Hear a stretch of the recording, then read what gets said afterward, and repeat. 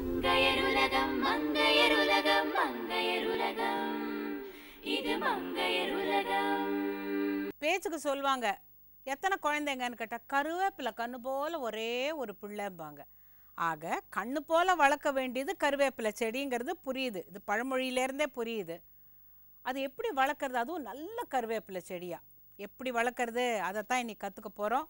பாருங்கள் நேயர்களே, வணக்கம். எல்லோரும் நீங்கள் வீட்டு தோட்டத்தில் வந்து காய்கறிலாம் போட்டு ஒரு மாதம் 1.5 மாதம் ஆயிருக்கும் இந்த நேரத்துக்கு.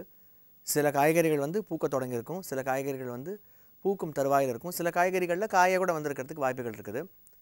கடந்த சில 2-3 எபிசோட்ஸாக வந்து நம்ம காய்கறி பயிர்கள் எப்படி 1 மாதம் 1.5 மாதத்து வரைக்கும் எப்படி பராமரிக்கணும்னு சொல்லி தெரிஞ்சுக்கிட்டோம். நம்ம இன்றைக்கி ஒரு சின்ன பிரேக். ஏன்னா உங்கள் காய்கறி செடிலாம் வளர்ந்துக்கிட்டு இருக்குது இல்லையா, இன்னொரு ஒரு 10 நாள் 15 நாள் ஆகும் காய்கள்லாம் முற்றி பெருசாகி. அதை பற்றி நம்ம என்னென்ன தெரிஞ்சுக்கணுமோ அதெல்லாம் வந்து இன்னொரு 10 நாள் பொறுத்து தெரிஞ்சுப்போம். நடுவில் வந்து ஒரு பிரேக், கருவேப்பிலை பற்றி தெரிஞ்சுப்போம். கருவேப்பிலை அப்படிங்கிற ஒரு செடி வந்து எல்லார் வீட்லேயும் வேணும் அப்படின்னு சொல்லி நினைக்கக்கூடிய ஒரு செடி. அதாவது வந்து சில சமயம் சொல்லுவாங்க, இவ்வளோ பெரிய தோட்டம் வச்சுருக்கீங்களே, உங்கள் வீட்டில் ஒரு கருவேப்பிலை செடி இல்லையா அப்படின்னு சொல்லி கேட்பாங்க. ஸோ அதனால் கருவேப்பிலை செடி வந்து எல்லார் வீட்லேயும் வந்து அவசியம் இருக்கணும் அப்படின்னு சொல்லி எல்லா ஹவுஸ் ஒய்ஃப்ஸ் வீட்டில் இருக்கிறவங்க, இல்லை சமையலில் ஈடுபடுறவங்க, அவங்கெல்லாம் வந்து ஈவன் ஹோட்டல் பக்கத்தில் இருக்கிறவங்கள கூட சரி நம்ம ஏதோ ஒரு கருவேப்பிலை செடி ஒன்று வச்சுக்க மாட்டோம், அப்பப்போ பிடுங்கிக்கலாமே அப்படின்னு சொல்லி நினைப்பாங்க. கருவேப்பிலை செடி வந்து ரொம்ப ஒரு முக்கியமான ஒரு வீட்டு தோட்ட செடி, ஒரு இம்பார்ட்டன்ட் ஹோம் கார்டன் பிளான்ட். சில சமயங்களில் வந்து கருவேப்பிலை செடி சில இடங்களில் வரவே வராதுன்னு சொல்லிட்டு அவங்க ரொம்ப ஏக்கமாக இருப்பாங்க. சில வீடுகளெல்லாம் எங்கள் வீட்டில் கருவேப்பிலை செடியே வளர்றது இல்லைங்க அப்படின்னு சொல்லி ஒரு ஏக்கமாக இருப்பாங்க. இன்றைக்கி நம்ம கருவேப்பிலை செடி வளர்க்குறத பற்றி சில குறிப்புகள் தெரிஞ்சுக்க போகிறோம். இந்த காலகட்டத்தில், அதாவது ஜூலை ஆகஸ்ட் இந்த மாதிரி காலகட்டத்தில் வந்து கருவேப்பிலை ஒரு மரமாக இருக்கிறவங்க வீடுகளில் வந்து ஒரு அற்புதமான நிகழ்வு நடந்துக்கும். கருவேப்பிலை மரமாக இருந்துச்சு உங்கள் வீட்டில் அப்படின்னு சொன்னாக்கா, இந்த நேரத்தில் நிறைய பழங்கள் வந்திருக்கும். அந்த பழங்கள் வந்து கருப்பு திராட்சை மாதிரி கொஞ்சம் சின்னதாக இருக்கும், கருப்பு திராட்சை கடலில் இருக்கும், பட் கொஞ்சம் சின்னதாக இருக்கும். அந்த பழங்கள் வந்து நிரம்ப கருவேப்பிலை மரத்தில் இருக்கும். இந்த பழங்களை உண்பதற்காக வந்து குயில் தினமும் காலையில் ஒரு 5 மணிக்கெல்லாம் வந்துடும். 4 மணிலேருந்து 5 மணிக்குள்ளே குயில் வந்துடும், அந்த கருவேப்பிலை மரத்தில் உட்காந்துக்கும். கருவேப்பிலை பழத்தை சாப்பிட்றதோட ஒரு இனிமையான ஒரு ஓசை எழுப்பி நம்மளுக்கு வந்து மார்னிங் அலாம், அதாவது காலையில் நம்ம வந்து கடிகாரத்துலேயோ இல்லை நம்மளுடைய கைபேசியிலையோ அலாம் வச்சுக்க வேண்டாம், குயில் கூவுறது அலாம் வச்சுட்டே நம்ம எழுந்துடலாம். ஒரு 5 மணி 5:30 மணிக்கெலாம் கூவ ஆரம்பிச்சிடும். இதை வந்து கருவேப்பிலை மரம் பழுக்கிற நிலைமையில் இருக்கிற எல்லார் வீட்லேயும் இதை வந்து அவசியம் நீங்கள் உணரலாம்.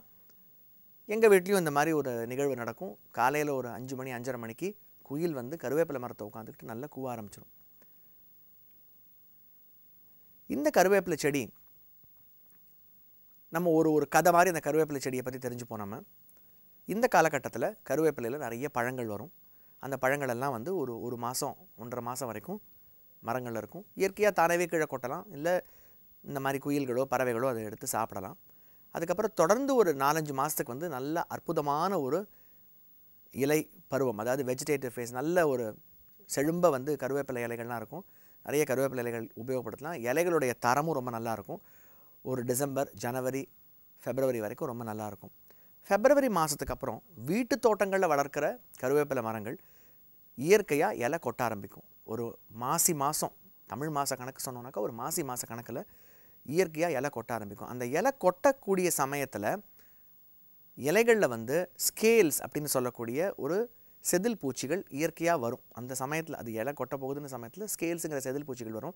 அப்போ கூட சொல்லுவாங்க, மாசி மாதம் ஆனாக்கா ஒரு மாசி அல்லது பங்குனி மாதத்தில் வந்து வீட்டில் இருக்கிற கருவேப்பிலை செடியில் வந்து இலையே நல்லா இல்லை, எல்லாம் பூச்சி அரிச்ச மாதிரி இருக்குது, மார்க்கெட் என்ன இலை வாங்கிட்டு வரணும் அப்படின்னு சொல்லுவாங்க. ஸோ அந்த சமயங்களில் வந்து வீட்டில் இருக்கிற கருவேப்பிலை செடிகளில் வந்து இயற்கையாகவே இலை கொட்டி புதுசாக துளிர் விடுற நிலையில் அந்த இலை கொட்டுறதுக்கு முன்னாடி செதில் பூச்சிகளும் சில சில சக்கிங் பெஸ்ட், அதாவது சாறு உறிஞ்சும் பூச்சிகளும் கருவேப்பிலை மரத்தில் வந்து தற்காலிகமாக வந்து அது வந்து தாக்கும். அந்த தாக்குதலுக்கு வந்து நம்ம வந்து எந்த விதமான மருந்தோ இல்லை எந்த விதமான ஒரு அணுகுமுறையோ செய்யணுங்கிறது அவசியம் இல்லை. இயற்கையாகவே அந்த இலை கொட்டிடும். ஒரு மாசி மாதம் பங்குனி மாதம் இலை கொட்டி ஒரு பங்குனி முடிய வந்து வெள்ளை கலரில் கொத்தாக நிறைய பூக்கள் பூக்கும். இந்த பூக்கள் நல்ல வாசனையாக இருக்கும். இந்த பூக்கள் வந்து நிறைய தேன் இருக்கும்.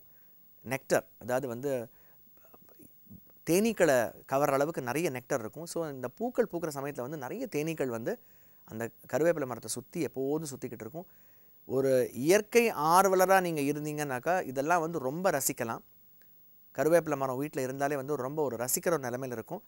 நாங்கள் வந்து பல வருஷங்களாக வந்து இந்த கருவேப்பிலை மரத்தை எங்கள் வீட்டை ரசிச்சுக்கிட்டு இருக்கோம். நாங்கள் கருவேப்பிலை மரம் வீட்டு தோட்டங்களில் இந்த மாதிரி ஒரு நிலையில் இருக்கும்போது விவசாய நிலங்களில் வந்து கருவேப்பிலையை வந்து எப்போதும் மரமாக வளர்க்க மாட்டாங்க. தேயிலை எப்படி வந்து வெட்டப்பட்டு வெட்டப்பட்டு வெட்டப்பட்டு வளர்க்கப்படுகிறதோ அந்த மாதிரி வந்து கருவேப்பிலையை வந்து கவாத்து பண்ணி வளர்ப்பாங்க. கவாத்து செய்கிறதன் மூலமாக பூ பூக்கிற தன்மை வந்து கருவேப்பிலை செடிக்கு குறைஞ்சிரும். அதனால தான் வருஷம் முழுக்க வந்து நமக்கு வந்து கருவேப்பிலை வந்து மார்க்கெட்டில் கிடச்சிக்கிட்டே இருக்குது. ஆனால் இந்த மாசி பங்குனி மாதங்களில் வந்து கொஞ்சம் கருவேப்பிலை வந்து மார்க்கெட்டில் வந்து விலை ஏறிடும். ஏன்னா வீட்டு தோட்டங்களில் இருக்கிற கருவேப்பிலை எல்லாம் வந்து எல்லாம் இலை கொட்டி உட்காந்துருக்கும். அந்த சமயங்களில் வந்து இந்த கருவேப்பிலை மார்க்கெட்டில் கிடைக்கிற கருவேப்பிலை கொஞ்சம் விலை ஏற்றமாக காணப்படும். அதுக்கப்புறம் மறுபடியும் ஒரு சித்திரை மாதம் வைகாசி மாதம் ஆச்சுனாக்கா புது துளிர் கருவேப்பிலையில் வர ஆரம்பித்து நல்ல அவங்க தேவைகளுக்கு ஏற்ப அவங்களுக்கு நிறைய கிடைக்க ஆரம்பிச்சிடும். ஸோ விவசாயத்தில் வந்து கருவேப்பிலை வளர்க்குறது வந்து ஒரு கவாத்து செய்யப்பட்டு ஒரு புஷ், அதாவது சொல்லுவோம் தேயிலையில் ஒரு புஷ்ன்னு சொல்கிறோம் இல்லைங்களா, அந்த மாதிரி ஒரு புஷ்ஷாக வளர்ப்பாங்க. வீட்டு தோட்டங்களில் நம்ம அதை இன்வேரியபிளி ஒரு மரமாக வளர்க்குறோம். கருவேப்பிலை செடியை பொறுத்த வரைக்கும் 2 வகையில் வந்து அதை இனப்பெருக்கம் செய்யலாம். தட் இஸ் 2 வழியில் ப்ராபகேட் செய்யலாம்.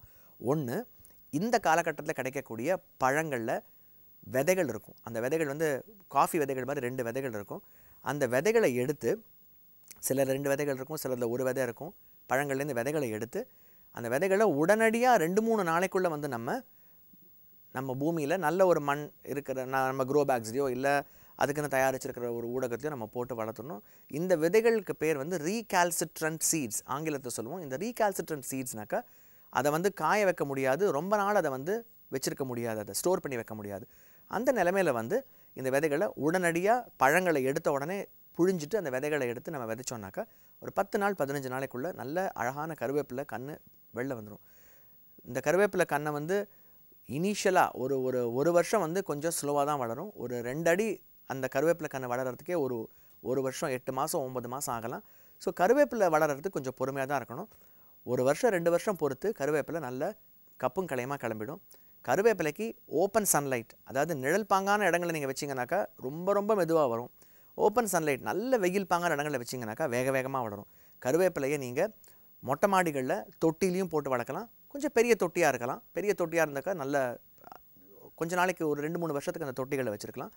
இல்லை பூமியில் எங்கேயாவது நல்ல வெயில் வருதுன்னு சொல்லி உங்கள் வீட்டை சுற்றி எங்கேயாவது நல்ல வெயில் வருதுன்னு சொன்னீங்கன்னாக்கா அங்கேயும் வளர்க்கலாம்.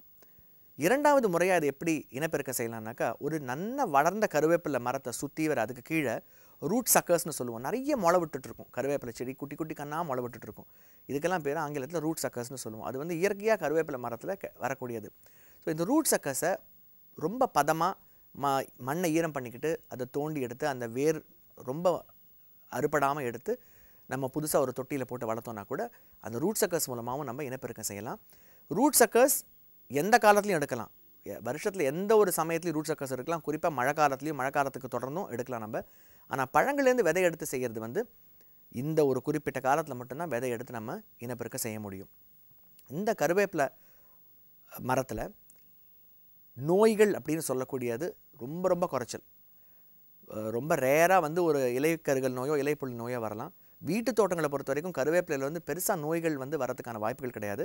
கருவேப்பிலைக்கு வந்து வாட்டர் ரெக்குவயர்மெண்ட், அதாவது நீர் தேவை வந்து ரொம்ப குறைச்சல். அதை நீங்கள் அடிக்கடி நீர் விடணுங்கிறதுலாம் அவசியம் கிடையாது. சில இடங்களில் வந்து சில வீடுகள்லாம் வந்து கருவேப்பிலை மரத்துக்கு தண்ணி ஊற்ற மாட்டாங்க. மழை பெய்யறதன் மூலமாகவோ இல்லை ஏதாவது அப்பப்போ ஏதாவது தண்ணி அந்த வழியாக ஓடுறதன் மூலமாகவோ அந்த கருவேப்பிலை மரம் நல்ல செழுமை வளர்ந்துடும். அதிகமான வெயில் வேணும், குறைச்சலான நீர் தேவை. குறைச்சலான நீர் ரொம்ப மேபி ஒரு மாதத்துக்கு 1 தடவையோ 2 தடவையோ கூட தேவைப்பட்டதுன்னா ஊற்றலாம். அந்த மாதிரியான ஒரு நிலையில் வந்து கருவேப்பிலை ரொம்ப அழகாக வளரும். கண்டிப்பாக வந்து கருவேப்பிலை மரத்தை சுற்றி தண்ணி தேங்கக்கூடாது. தண்ணி தேங்க இலைகள் வந்து அடிக்கடி கொட்டுறதுக்கான வாய்ப்புகள் உண்டு. ஸோ இந்த முறைகளை நீங்கள் வந்து உங்கள் கருவேப்பிலை மரம் வளர்க்குறதுல கையாண்டிங்க அப்படின்னு சொன்னாக்கா நல்ல தொடர்ந்து வருஷம் முழுக்க வந்து உங்களுக்கு கருவேப்பிலை வீட்டு தோட்டத்துக்கு கிடைக்கக்கூடிய வாய்ப்புகள் இருக்கும். கருவேப்பிலையை நல்ல மரமாக வளர்த்து தயவுசெய்து இந்த கோடை காலங்களில் வந்து குயில்களை வந்து உங்கள் வீட்டுக்கு வரவழைச்சு அந்த சந்தோஷத்தையும் நீங்கள் வந்து அடையலாம். வெள்ளியில் போடுவது வீணோ வீண், நான் சொல்லலிங்க. எந்த நகைக்கடைக்காரரும் என்ன கோச்சிக்க கூடாதுங்க. வெள்ளியில் போடுவது வீணோ வீண்னுட்டு எந்த முப்பாட்டம் காலத்துலேயோ சொல்லியிருக்கிறாங்க. காரணம் என்னன்னு கேட்டால், வெள்ளி வாங்கும்போது விலை அதிகம். அதையே நீங்கள் திருப்பி கொண்டு போய் ஒரு கொலுசை போடுங்க, 100 ரூபாய்க்கு எடுப்பாங்க. வாங்குற போது இது 4000 ரூபாங்கங்கிறாங்க. இப்போ கொலுசெல்லாம் அந்த விலை தான் விற்குது. வெள்ளியில் போடுறதுக்கு பதிலாக நீ தங்கத்தில் போட்டால் என்றைக்கு அதை திருப்பி கொடுத்தாலும் அதோட மதிப்பு குறையாதுங்கிறதுக்காக சொல்லி வச்சுருக்குறாங்க. இந்த காலத்துக்கு இதெல்லாம் சரிப்பட்டு வராது. ஆசையாக இருக்கா, வெள்ளியில் வாங்கி போட்டுக்கிடுங்க, அப்புறம் அதை புடவை கட்டி கிழிஞ்ச மாதிரி மறந்துடுங்க. வெள்ளியில் போடுவது வீணோ வீண்னுட்டு பழமொழி சொல்லியிருக்கு, நான் சொல்லலை. உங்கள் அனைவருடைய வாழ்க்கையிலும் எதுவுமே வீணானதாக இல்லாமல் எல்லாம் பயன்படக்கூடியதாக உங்களுடைய வாழ்க்கையும் மிகவும் பயனுள்ளதாக அமைஞ்சு என்றென்றும் சந்தோஷமாக இருக்கணும்னு வாழ்த்துறோங்க. வணக்கம்.